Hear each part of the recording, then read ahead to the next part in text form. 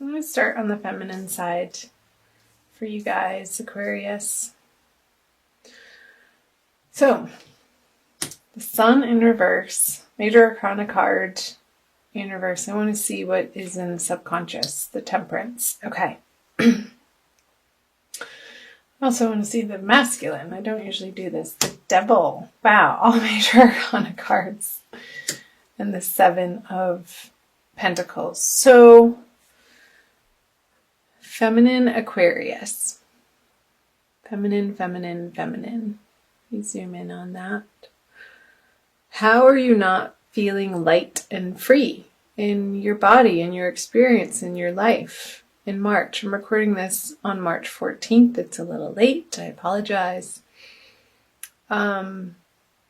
So I want to say by the full moon, this energy is going to flip. However, let's read it in reverse right now, since that's how it came out.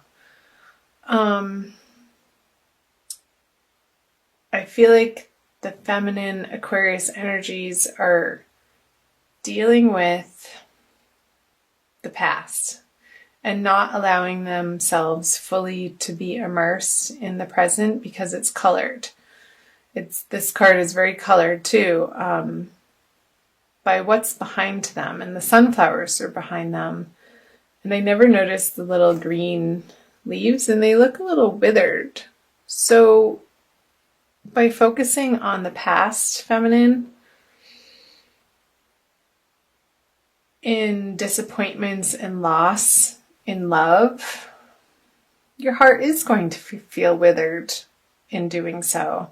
You won't be able to feel like you can raise your flag and wave it around in exultation and exclamation of joy in your life if you're residing in some type of regret over the past. I feel like the subconscious, below the surface energies, though, are supporting you in helping you come to realize that this is going on and bringing you back into your full glory and full embodiment throughout the next couple of weeks towards the full moon, I want to say, to bring you back into balance and to bring you back into residing in the knowledge that you are a divine being of light and that at your essence is truly who you are, but you may not be feeling it in the middle of the month, Aquarius feminine, for whatever reason. I mean, everybody's situation is different because we're all individuals, so however that's resonating for you. So there'll be more information up here. Let's move over to the masculine with the Devil. It could be, now that I'm looking at both sides, the feminine is in this energy of regret because the masculine is over here sort of steeped in his own attachments and desires and mire and a little bit of darkness, and that's affecting the feminine from feeling like she can shine, because feminine, you're letting it. Nobody has control over you but you. However, certain relationships and people in our lives can hold sway and can pull on our heartstrings in a way that feels like it is out of our control, but that's just an illusion. That is not the truth at all. And so the masculine here, dealing with maybe some form of jealousy or addiction or attachment in his life. And again, I say his, him, he for masculine, and she, her, whatever for feminine. But we all, I'll reiterate this again. I say it in all my videos, or I try to. We all have both masculine and feminine. So you could be a female that relates more to masculine energy this month, and it could flip-flop, or just in general in your life. I feel like he's distracted from the feminine in this internal experience that isn't necessarily so pleasant, but necessary, because he's needing, there's this underlying desire to move in a better direction. And feeling like he has to make a choice, but that none of the choices are really lighting his fire up. Just sort of a ho-hum energy. Been there, done that. Well, what's next? And masculine, I feel like in order to move through that ho-hum energy, to step into a form of gratitude and appreciation for immediately what's in front of you, and things all of a sudden, you could be sitting in the same chair and the next breath feel like everything is completely in hypercolor when before it felt black and white.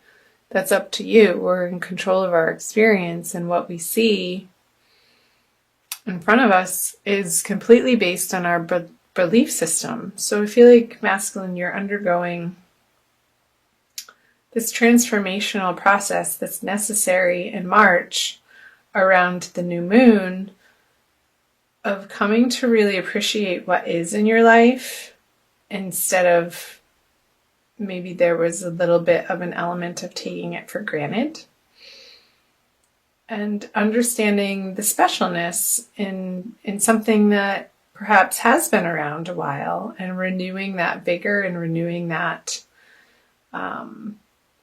passion for life in a holistic way, not in a needy way, or not in trying to fix something. And not feeling trapped. Like I just got, with the chains around their neck, the masculine could be feeling a little bit trapped in his situation or circumstance that has been swirling around him. And he's trying to understand what the next best move is for the highest good of all. But he's so heavily being influenced by his belief system that needs to be illuminated, and take the time for it to be illuminated. Let's see what's in his above board conscious energies is the 9 of Wands in reverse. So the masculine is feeling a little weary, and that whatever is in front of him that he's presented with, he just doesn't have the muster to be able to fight for it at this time. In the outer world, and I'm wondering if it has to do with the feminine, because he's looking in her direction. I want to see what her conscious energies are. So the 6 of Wands. I feel like the feminine has her own thing going on, Aquarius, to the point where she's deciding now to move through this upside down sun energy. Like, okay, well, the masculine's over there sort of steeped in a little bit of negativity right now. And it's not permanent. It doesn't feel like a permanent energy at all, but something that he's moving through. She's going to focus on the areas of life that feel like are successful and are working, and keeping on the track of those areas of life to build the momentum so that she can feel happy in her heart, regardless of what he's doing over here, meddling through some muck. And I wonder if the masculine is looking over to her thinking, I don't feel like he's going to say this out loud, but it's more of an internal thought of, why is she so happy over there? What does she have to celebrate? But that's, and a little bit of envy coming from him. But it's very short-lived, and then it turns into a curiosity to want to know, like, what she's up to, and how she's doing it, and how she's pulling herself up by the bootstraps, and really taking on these healthy patterns and habits and behaviors of her that ultimately act as an inspiration to him. So, curious messages, Aquarius. Let's flip over the central. Yeah, there's definitely a disconnect here between the masculine and feminine Aquarian energies in March. There's some sorrow and an effort to understand what happened and maybe what went wrong between two people. And there's a little bit of some dwelling on the spilt cups, when in reality, that's already happened. And there's a process of feeling it to heal it, Aquarius, for both of you. And the circumstance and the situation and all of the details of that, of course, are going to be particular to you in your life. So I want to say, allow this process to happen. Don't fight it. Don't try to cover it up or say that it's not there or put on a tough act or show or skin.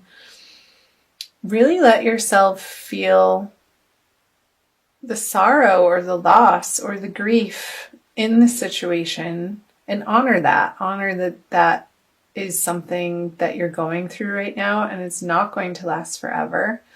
I feel like the more that we allow ourselves to experience what feels like the truth for us in the moment, the less of a hold and the less of the grip that it has over anything, over even our emotional state. It shifts when we don't resist it. That's the message. Don't resist this card. Because the resistance, I feel, is pulling him, like rooting him into placing himself just solid in this direction, but not resisting it. The cape loosens a little bit and he can start twirling around and being a little bit more playful with these energies. And then, like, I understand grief. Sometimes it can be so heavy and deep that you just have to laugh almost at the ridiculousness of the experience, and there's a little bit of comic relief around it. And so taking it seriously, but also not taking yourself so seriously, Aquarius. And that's a message for both of you. So I hope that resonated for some of you. Let me know in the comment section below. I also want to pull a Rumi Oracle by Alana Fairchild for you to solidify some advice and these messages for you, Aquarius, both feminine and masculine. So again, I thank you for being here. Thanks for watching. So feel free to share these videos as you feel inspired to. You're welcome to. You know of any Aquariuses that if you're cross-watching and you're not an Aquarius at all yourself, to share with your Aquarian friends. You can also find me on Facebook and Instagram. The links are below in the description box. I always fail to mention that, but as I'm shuffling, I wanted to let you know that. Arise. Yes, number 13. Such beautiful artwork. The distinction and the melding of the light and the dark, they both exist in this card. And the figure in it down here reminds me of the Five of Cups in the center of your reading and how your guardian angels are watching over this process for you, Aquarius. So I will read to you the poem from the book. 13. Okay. Wings of hope languish from lack of use. When wings dissipate and weaken, life begins to lose its value. Every cell in your body is created to rise to challenges. Your life is meant to confront everything that holds you captive. Don't sit at the bottom of the well, not caring about salvation. Listen to the voice within calling to you. Reach for eminence beyond your own maturity. Rumi. How perfect. This so reiterates and affirms this message of what was coming through in the tarot, you guys, about don't languish in this sorrow alone.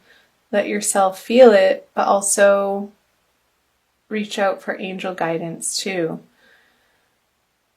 And it will pass. You can move through it. So don't stay here too long, but allow it to happen if that is in your experience, is the message. Okay, Aquarius?